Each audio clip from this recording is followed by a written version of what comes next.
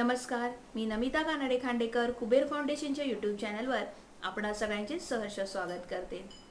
जपलेली निरागसता, autism, लढा एका मातेचा या सिरीजमधून आपण ऑटिस्टिक मुलांच्या मातांचे अनुभव ऐकत आहोत. यापूर्वीचे अनुभव आपल्याला ऐकायचे असल्यास याच व्हिडिओमध्ये खाली डिस्क्रिप्शन बॉक्समध्ये लिंक दिले आहेत, ते नक्की पहा, लाईक कमेंट करा आणि हो, आमच्या चॅनलला सबस्क्राईबही करा. आत्तापर्यंत आपण पाहिलं की ऑटिझम हा एक न्यूरो डेव्हलपमेंटल विकार आहे. जगभरामध्ये सध्या या विकाराचे प्रमाण भयंकर वाढत आहे. या विकाराची लक्षणं बालपणापासूनच दिसू लागतात.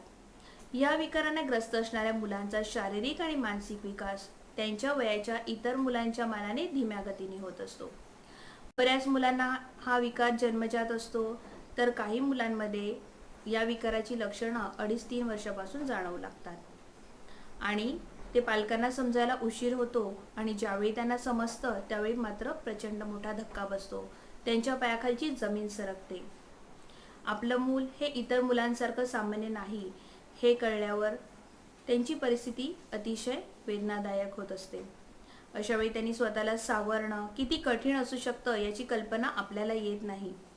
आज आपण अशाच एका आईला भेटणार आहोत, जिला आपलं मूल ऑटिस्टिक आहे हे समजल्यानंतर तिने स्वतःला तर सावरलंच, पण त्या मुलालाही मनापासून तो आहे तसं स्वीकारलं. चला तर ऐकूया शगुफ्ता परवीन यांचा अनुभव त्यांच्या शब्दात. इमाद, मेरा आत्मविश्वास. अभी कुछ रोज पहले मेरा मायके जाना हुआ. छोटी बहन की शादी जो थी, सारी तैयारियां कर ली थी मैंने. नए कपड़े और जूते भी बनवा लिए थे. कुछ खिलौने भी खरीदे थे इमाद के लिए. इमाद मेरा 4 साल का बेटा है. अपनी उम्र की और बच्चों की तरह वह भी बहुत नटखट और शरारती है, लेकिन थोड़ा सा अलग है. वैसे हर माँ को उसका बेटा औरों से अलग और लाखों में एक लगता है. 2.5 साल पहले की बात है. मेरी भाभी जो पेशे से डॉक्टर है, इमाद को देखते हुए बोली, शगुफ्ता, तुम्हें नहीं लगता कि इमाद और बच्चों से अलग है? ये सुनकर मेरे अंदर की माँ फुली नहीं समाई थी और बड़े लाड से कहा था, भाभी जानती हूँ मेरा इमाद सबसे अलग है. आज डॉक्टर और थेरेपिस्ट कहते हैं इमाद को ऑटिज्म स्पेक्ट्रम डिसऑर्डर है, क्योंकि वो बोल नहीं पाता, वो आपकी आंखों में आंखें डालकर देख नहीं पाता, वो अपनी उम्र के बच्चों के साथ खेल नहीं पाता, घंटों अपने छोटे छोटे खिलौनों को सीधी लाइन में लगाकर खुश होता रहता है. तो मैं अपनी छोटी बहन की शादी में जा रही हूँ. मुझे बहुत खुश होना चाहिए ना, मगर मैं परेशान हूँ, डरी हुई हूँ. एक अजब सी घबराहट है मेरे मन में. शायद मैं वहाँ जाना नहीं चाहती, शायद मैं किसी से मिलना नहीं चाहती, शायद मैं चाहती हूँ कि घर वापस चली जाऊँ जहाँ मैं हूँ और मेरा इमाद. तो क्या हुआ अगर वो बोल नहीं पाता? मैं हूं ना उसकी आंखें पढ़ने के लिए. तो क्या हुआ जो वो बच्चों के साथ खेल नहीं पाता? मैं हूं ना उसकी बेस्ट फ्रेंड उसके साथ खेलने के लिए. तो क्या हुआ जो वो अपने खुद के काम नहीं करता? मैं हूं ना उसकी मदद करने के लिए. ये सब सोचते हुए मैं आगे बढ़ रही थी. इमाद का हाथ जोर से पकड़ा हुआ था और वो अपनी ताकत लगा रहा था हाथ छुड़ाने के लिए. शायद वो किसी बंधन से बनना ही नहीं चाहता था. शायद वो खुले आसमान में पंछियों की तरह उड़ना चाहता है. एयरप्लेन की पतली सी सीट पर मैंने उसे बिठाया और खुद बगल की सीट पर बैठी. इमाद बहुत खुश लग रहा था, शायद थोड़ा सा ज़्यादा ही खुश. खुशी के मारे वो उछल रहा था, अपनी पैरों को जोर जोर से हिला रहा था. आगे की सीट पर एक महिला जो उम्र में मुझसे थोड़ी ही बड़ी थी, अपनी 8-9 साल की बच्ची के साथ बैठी थी. मेरे बार बार कहने पर भी इमाद अपनी सीट पर बैठ नहीं रहा था और आगे की सीट वह हिलाते जा रहा था. आगे बैठी महिला थोड़ी चिढ़कर पीछे मुड़ी और मुझसे अंग्रेजी में बोली, Why don't tell him to come down? घबराई हुई, मैं पहले ही घबराई हुई थी. उनकी बातें सुनकर सिहर कर बोली, सॉरी, आई एम ट्राइंग. झट से इमाद का टैबलेट जिस पे वो राइम्स देखता है उसे थमा दिया ताकि वो कुछ देर शांति से बैठ सके। उसकी छोटी सी बेटी ने हमें देखकर अपनी माँ से पूछा, mama why is he doing like this? महिला ने अपनी बेटी से कहा, he is bad boy, don't look back. मैंने और इमाद ने दोनों ने उसकी बातें सुन ली। क्या मैं उनको बोलूं कि Imad is not being bad boy? वो ये जानबूझकर आपको परेशान करने के लिए नहीं कर रहा है। क्या मैं उनको बताऊं मेरे बार बार मना करने पर भी इमाद चिल्लाना क्यों नहीं बंद कर रहा है? क्या मैं उनको बताऊं कि इमाद बादलों के ऊपर उड़ने की ये खुशी आपकी तरह और मेरी तरह कंट्रोल नहीं कर पा रहा? इसलिए इसलिए ताकि वो इमाद की इस हालत पर अफसोस करे, सहानुभूति दिखाए, हमसे नजरें चुरा के फिर अपने अपने घर चले जाए? नहीं, मुझे सहानुभूति और अफसोस तो नहीं चाहिए। इस समाज का हिस्सा होने के नाते आपका काम सिर्फ अफसोस करना और हमें बेचारी नजरों से देखना है? नहीं, मैं चाहती हूँ कि आप जिम्मेदार बने, रिस्पॉन्सिबल बने।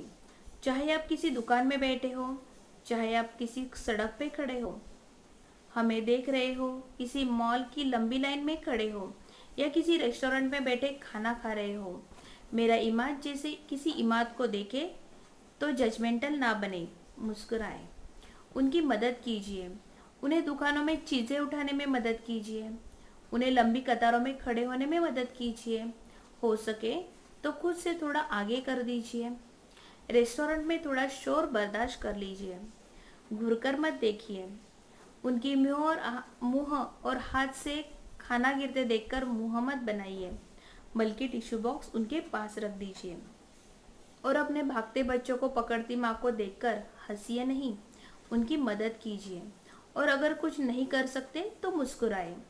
खुशियाँ बांटने से ही बढ़ती है ना?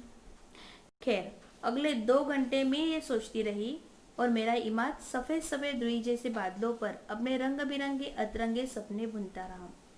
घर पे शादी का माहौल था, सभी रिश्तेदार मिलने जुलते आते रहे। मुझसे मिलते इमाद की खामोशी से तो नजरें चुराकर ध्यान से देखने की कोशिश करते। मैं जानती थी वो मुझसे क्या पूछना चाहते हैं, पर हिम्मत नहीं कर पा रहे। फुसफुसाते हुए कुछ आवाज़ें भी आती थी। लगता तो बिल्कुल नॉर्मल ही है, वैसे बच्चों के तो चेहरों से पता लग जाता है। बुआ जी से शायद रहा नहीं गया। मेरा हाथ अपने हाथों में लेकर कहा, बेटा हम सब बहुत अफसोस में हैं इमाद का जानकर। ये सब कैसे हो गया? सब कुछ तो ठीक था पहले।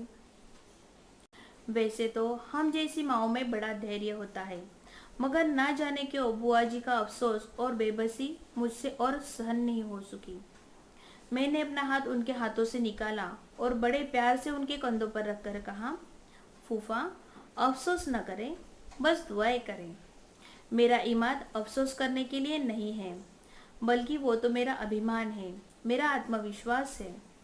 वो मेरे लिए लगातार आगे बढ़ते रहने की सीख है। वो मुझे और भी ज़्यादा शांत, सभ्य और दूसरों के प्रति नम्र बनने की प्रेरणा देता है। आज वो ही मेरी ताकत है। हाँ, मुझे अच्छी तरह से याद है, मैं बहुत रोई थी, फुट फुट कर ऊपर वालों से मिन्नतें भी की थी, गिड़गिड़ाई थी, ऐसा हो ही नहीं सकता कहकर आंसुओं को भी पूछा था। रातों को डर डर कर उठ जाती थी, इसलिए नहीं कि वो ऐसा क्यों है, बल्कि ये सोचकर कि इस दुनिया का सामना वो कैसे करेगा। ऐसी दुनिया जहाँ लोग उसके अलग होने को उसकी कमजोरी समझते हैं, जहाँ पे लोग उसकी कोई भी हरकत देखकर अपने ही अनुमान लगाने लग जाते हैं, जहाँ लोग यह भूल जाते हैं कि वो आपकी तरह बोल तो नहीं सकता, मगर आपकी नज़र और कड़वी बोली सुन तो सकता है, जहाँ लोग ये भूल जाते हैं कि वो आपकी तरह भी सम्मान से पढ़ने, काम करने और जीने का उसे भी अधिकार है। मैं बोली जा रही थी और सब मुझे एकटक सुन रहे थे। मेरा हर एक शब्द मेरा बोझ कम कर रहा था। कभी कभी मन का हल्का करना भी ज़रूरी है ना? आज मैं घर वापस जा रही हूँ। इमाद थककर मेरी ही गोद में सो गया है। ये सफ़र कुछ आसान लग रहा है, मानो एक नया आत्मविश्वास। हवाई जहाज़ की छोटी सी खिड़की से खिली खिली धूप इमाद के ऊपर उमड़ पड़ी है। मैं उस दूध जैसे चमकते हुए चेहरे को देखकर सोच रही थी, कितनी इत्मीनान और सच्चाई है। ऐसी मासूमियत पे तो किसी का भी दिल पिघल जाए। क्या यही है वो ऑटिज्म वाला चेहरा जिसे सब डिसऑर्डर कहते हैं? भला इसमें क्या खराबी हो सकती है? भगवान ने इमाद को ऐसा ही भेजा था, कोई चॉइस तो नहीं की थी। फिर भगवान की बनाई हुई चीज़ों में विकार, खराबी या डिसऑर्डर कैसे हो सकता है? हाँ, आज मैं समझ गई हूँ कि ये विकार इनमें नहीं बल्कि हमारी सोच में है। हम इनको औरों की तरह ही बनाने में लगे हुए हैं। हर कोशिश, हर कसरत। क्यों न हम इन्हें ऐसा ही प्यारा और मासूम रहने दें और खुद को इनके लिए तैयार करें। मेरी इमाद को मेरी ज़रूरत है, एक माँ की, एक ऐसी माँ की जो बोल्ड है, स्ट्रांग है और कॉन्फिडेंट भी है, जो उसकी कमियों को उसकी खूबियों में बदल दे सकती है, जो लोगों से डरती नहीं, उनका सामना करती है, उन्हें जानकारियाँ देती है, ऑटिज्म के बारे में जागृति कराती है और कुछ टेढ़े लोगों को भी आईना दिखाती है। हाँ, मैं इमाद की वो माँ बन के दिखाऊंगी जो उसके नाम की तरह शक्तियों का स्तंभ है। मेरा आत्मविश्वास है। इमाद मेरा आत्मविश्वास आहे। शगुफ्ताजी, आपला लेख वाचल्यानंतर असं म्हणता येईल की इमाद हा केवळ तुमचाच आत्मविश्वास नाही, तर या आजाराने ग्रस्त असलेल्या सगळ्या आईंचा तो आत्मविश्वास बनणार आहे। तो अजून लहान आहे व तुम्हालाही खूप मोठा टप्पा गाठायचा आहे आणि याची आम्हाला पूर्ण कल्पना आहे। इमाद सोबतच तुमचा भविष्याचा प्रवास सुखकर हो हीच ईश्वरचरणी प्रार्थना आणि या प्रवासात तुमच्यातील आत्मविश्वासाचा दीपक तेजाळत राहो हीच सदिच्छा। म्हणतात ना, फानुस बनकर जिसकी हिफाजत हवा करे, फानुस बनकर जिसकी हिफाजत हवा करे, वो शमा क्या बुझे जिसे रोशन खुदा करे, वो शमा क्या बुझे जिसे रोशन खुदा करे।